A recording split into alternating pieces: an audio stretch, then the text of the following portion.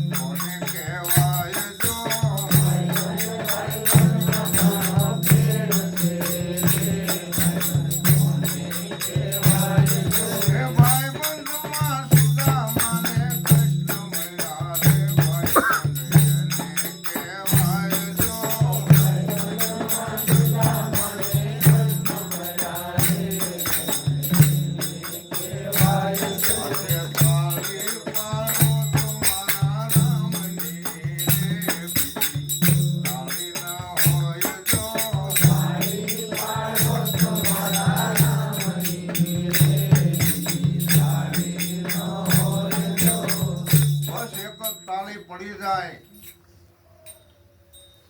એક નામની તાળી પડી જાય, અદ્વૈતની તાળી પડી જાય, પણ કેવી તાળી પડી જાય કે આપણે ભાઈબંધી રાખવી છે તો કૃષ્ણ સુદામા જેવી રાખવી. દ્વારકાના રાજા થઈ ગયા અને સુદામા ગરીબ બ્રાહ્મણ, છતાં આમ જો સોનાના મહેલ બનાવી દીધા. આ ક્યારે બની શકે કે જેની પાસે ભજન હતું, કૃષ્ણ કૃષ્ણ કૃષ્ણ કૃષ્ણ કૃષ્ણ સિવાય ભજન નહોતું. તો અત્યારે આપણને નિજ ઉપદેશ ભજન આપે છે કે ભજન કર નિત્ય નિજ નામ કો, સમય વહી જાય તને શરમ ના આવે. અરે અરે તેજ કા તેજ હૈ, નૂર કા નૂર હૈ, પ્રેમની જ્યોત કોઈ પૂર્ણ પાવે. ભજન કર નિત્ય નિજ નામ કો. ખરેખર નિત્ય જે રિયેલું છે એ નામ ચીયું છે. આપણને જે મળેલા નામ છે એ તો પરિવર્તન થઈ જાય છે, પણ જે નામનો જન્મ નથી, જે નામનું મરણ નથી, એવું નામ જો આપણા હાથમાં આવી જાય, આપણા હૈયામાં આવી જાય, આપણા હૈયાના કોરા કાગળમાં લખાઈ જાય, તો એ નામ સમોગળ કોઈ નહીં. જપ તપ તીરથ જોગ, નામે પાતક છૂટ્યા, નામે નાશે રોગ. ઈદ આપણો આ સત્ય સનાતન ધર્મ, ઈદ આપણો આ નિજાર ધર્મ, અને ઈદ આપણો સત્સંગ ધારા, અને ઈદ આપણી ભજન ધારા. કે અત્યારે નરનારી સજોડે બેસી અને સદગુરુ પાસે જે જ્ઞાનની પ્રાપ્તિ કરે છે એ જ્ઞાન નામનું છે. તમે જુઓ, અત્યારે જ આપણે પ્રતિજ્ઞા આપી અને બેનને ખબર પડી કે ખરેખર આ જીવનમાં મારે કયા નામનું ભજન કરવાનું છે, મારે કોનું પૂજન કરવાનું છે, મારે કોની આજ્ઞા માનવાની છે, મારે કોના વચનનું પાલન કરવાનું છે. તમે જુઓ, આ નિજ ધર્મ છે આપણો. આપણને ગુરુ મળ્યા હોય અને એ ગુરુમાં સર્વ દેવો દેવીઓ સમાયેલા છે. જો કે તમારા બધામાં સમાયેલા છે, પણ બહેનોને પોતાના પતિ સિવાય બીજો કોઈ ભગવાન નથી, અને બેન અને ભાઈને પોતાના ગુરુ છે એ ભગવાન જ છે. પણ જ્યારે નિજ જ્ઞાન સમજાય, સમજણ સમજાય, જ્યાં સુધી સમજણ ન સમજાય ત્યાં સુધી આપણને આ જ્ઞાન ન થાય. ત્યાં સુધી આપણે દેખાદેખી કંઈક કરવી છે, કોઈ વ્રત રહેવી છે, કોઈ હિમાલય હાડ ગાળવા જવી છે, કોઈ ઘણા બધા તીર્થ કરવી છે, પણ અહીંયા આપણને આત્માની ઓળખાણ થતી નથી. આપણને નામનો પરિચય નથી થતો. અરે નામનો પરિચય તો આ અત્યારે મનસુખભાઈના ઘરે બેઠા છે ને, અને અહીંયા જે સત્સંગ ચાલે છે, અને આ સત્સંગ સમજાય તો આમાંથી આપણને હવળે હવળે હવળે બહુત કરે સત્સંગા, તો થાય સંશય કા ભંગા. આપણા દિલ ભીતરની અંદર ઘણી બધી ભ્રમણાયું હોય, ઘણી બધી શંકાયું હોય. આ બધી શંકા ભ્રમણાને દૂર કરવાની, અને જ્યારે જ્ઞાન લીધા પછી આપણે વચનમાં રહેવાનું. હજી તો એમ માનો ને અમારે ઘણા વર્ષ થયા, પણ આ સમયની અંદર એવું વચન નથી આવ્યું કે જે સતી તોળાદે અને જાડેજા પાસે આવ્યું અને સાસતિયા જે કાઠી પાસે આવેલું. આનું આ જ જ્ઞાન ને આનું આ વચન. બોલો માર તોડ કરતો જાડેજો આવ્યો કે હું 3 વસ્તુ લેવા આવ્યો છું, તમારી પાસે છે. તે વાત સાચી છે. આ દરેક સંતોને 3 વસ્તુની પ્રાપ્તિ થઈ છે, અને અને એ ત્રણ વસ્તુમાં બાહેરિકમાં તો બધા સમજી શકે કે તોળી ઘોડી તોળી તલવાર ને તોળા દે નાર. અને કોણ જીવનની અંદર ને જગતની અંદર એવો સાસતિયાજી કાઠી જેવો માણસ હોય કે એ તોળી તલવાર તોડી ઘોડી અને તોળી રાણીને અર્પણ કરી દીધા. આવું હજુ અમારી પાસે કટોકટીનો સમય નથી આવ્યો. અને તોળાદેને લઈને જાડે તો ઘોડી ઉપર સવાર થઈ અને આમ તમે જોવો ને તો ખંભે ઘણા બધા હથિયાર ટીંગાઈશ, એ ભાલું ની ફરસી ની તલવાર ને તોળાદે ભેગા થઈ ગયા કે જાડેજા આટલું બધું આ શું આ ખંભે ભાર, કે આ ભાલું છે, તલવાર છે, ફરસી છે, આ શરીરનું રક્ષણ કરવા. કે બરાબર કે આ હથિયારથી રક્ષણ થાય એમને. આગળ દરિયો આવ્યો ને દરિયામાં પછી બધું લઈને બે હવાનું થયું અને મધ દરિયે જાતા ઘર ઘર જેવડા મોજા સડ્યા અને વાણમાં ઘણા બધા બેઠા હતા ને જાડે તો ધરુદવા માંડ્યો. સતી તોલાદેને કઈ નથી, જોવો નિર્ભય પદ છે. એમ આપણને જ્યારે નામ સમજાશે, સમજણ આવશે, ત્યારે આપણામાં નિર્ભયતા આવશે. આપણને શેની બીક છે? આપણી પાસે ધર્મ છે, આપણી પાસે સતીપણું છે, આપણી પાસે જતીપણું છે. આપણને શેની બીક છે? જાડે તો ધરવું જશે કે તમારી પાસે હથિયાર છે ને, ભરસી ને તલવાર ને ભાલું કરો ઘા સમુદ્ર ને, તમારા શરીરનું રક્ષણ થઈ શકતું હોય તો. કે ભાલે ને તલવારે થાય, પણ અહીંયા પરચો બતાવ્યો છે ને પરચો લાગવો જરૂરી છે. કે જાડેજા તમારાથી નહીં કઈ થાય ને, આ શાંત સમુદ્ર નહીં થાય ને, કે ના મારેથી નહીં થાય. તો કદાચ હું કરી નાખું તો કે શું કામ હું તમને કહું છું, જો હું કાઠીની દીકરી છું અને લાવો તલવાર મારી પાસે. એ મિયાનમાંથી તલવાર કાઢી અને એક જ ઝાટકો સમુદ્રને માર્યો તો સમુદ્ર શાંત થઈ ગયો. બહુ સમજવાનું છે આમાં. આનું નામ સતી કહેવાય. એક જ ઝાટકાની જરૂર છે. માર કરતો આવતો હોય ગમે એવો પુરુષ અને એક ઝાટકો મારે ને શાંત થઈ જાય. આમ જો નેણ હામું નેણ ન કરી શકે, આટલી બધી તાકાત છે. આને થોડા દિન હામું જોવાય નહીં. આને પગમાં પડી ગયો કે હે મારી માં મને બચાવી લે. જો પણ તું મને લઈ જાશ એટલે હવે રહેવાનું છે તારી પાસે જ તે, પણ હવે ધર્મ ચલાવવાનો છે. અને એ ધર્મ ચલાવ્યો છે ને એ વખતે એમની પાસે કઈ નહોતું. અને સંતો આવી સડે ખવડાવું છું, અત્યારે એવો ક્યાં સમય હતો. ઇતિહાસ બહુ લાંબો છે. સત્સંગની વાત મારી આ ધારાથી મેં ચાલુ કરી છે કે તાળી પાડો ને મારા રામની, બીજી કોઈ તાળી ન હોય. અને રામને મેં જ્ઞાન કીધું છે, કારણ કે જીવનમાં તમારી પાસે જ્ઞાન હોય ને તો રામ છે જ. અને રામ ગમે અહીંયા હોય તો તમારી પાસે આવેલા જ છે. પણ રામ છે એ જ્ઞાનને આધીન છે. અને લક્ષ્મી છે એ રીતિ સિદ્ધિને આધીન છે. અને ગણપતિ મહારાજ છે એ ગુણને આધીન છે. જો આપણે સારા ગુણ મેળવાય છે ને તો ગુણપતિ રીધિ સિદ્ધિ ને સતબુદ્ધિ ને લાભ શુભ ને બધાને લઈને આવશે. ગુણપતિ ગુણ આગે રહો. જો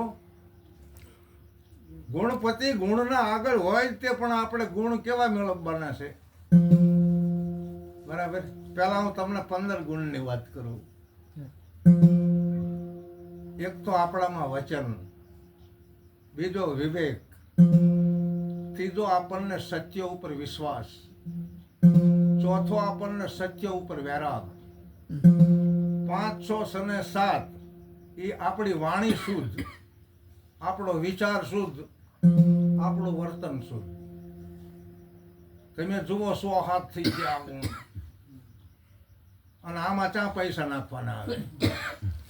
વાણી વર્તન અને વિચાર હારો હોય વચનના વિવેકી થવાનું છે. પાનભાઈને ગંગા શેઠી કહે છે ભગવાનને આપવું જ પડે. અને મેં તો આટલા બધા ગુણ કહી દીધા. અને બીજા ગુણોની વાત કરું તો એક આપણે ધીરજ રાખવી, આપણે ધારણા રાખવી કાયમ. હો, ધીરજ ને ધારણા કાયમ રાખવી. ધીરજ છે, ધારણા છે, ધ્યાન છે, સંપ છે, એકતા છે, આપણા ઘરમાં શાંતિ છે, આપણા ઘરમાં સત્સંગ છે, આપણા ઘરમાં સંતોનો વિસામો છે. આ બધા ગુણો આપણામાં શૌર્ય છે, આપણામાં ક્ષમા છે. આ બધા ગુણો આપણે ગમે તે સ્ત્રી પુરુષ રાખે તો ઓલા ગુણપતિને આપવું જ પડે. અને ગુણપતિ છે ને એ ત્રણેય ગુણને આપણે દેવ બનાવી દેવાના. આમાં સતી માતા અનસૂયાની વાત આવે ને નાના નાના બાળક બનાવી દીધા. આ બધા સાંભળ્યું છે. બ્રહ્મા વિષ્ણુ અને મહેશ આયા અનસૂયા માતા પાસે ભિક્ષા માંગી. આ ગુણની વાતું છે કે ભિક્ષા તો આપી છે પણ તમારી ઉંમર મોટી છે, જો તમને હું નાના બનાવી દઉં. એ પતિના કમંડલની અંદર જે જળ હતું એ એક અંજલિ ભરી અને તૈણે ઉપર સાંટી 600 મહિનાનું બાળક થઈ ગયા. અને સતી અનસૂયાએ આ તૈણે બાળકને પૈપાન કરાયું, નિર્વસ્ત્ર. વચન હતું. તૈણે ઘોડિયામાં હુવાયા. ઘણા વર્ષ દિવસો થઈ ગયા.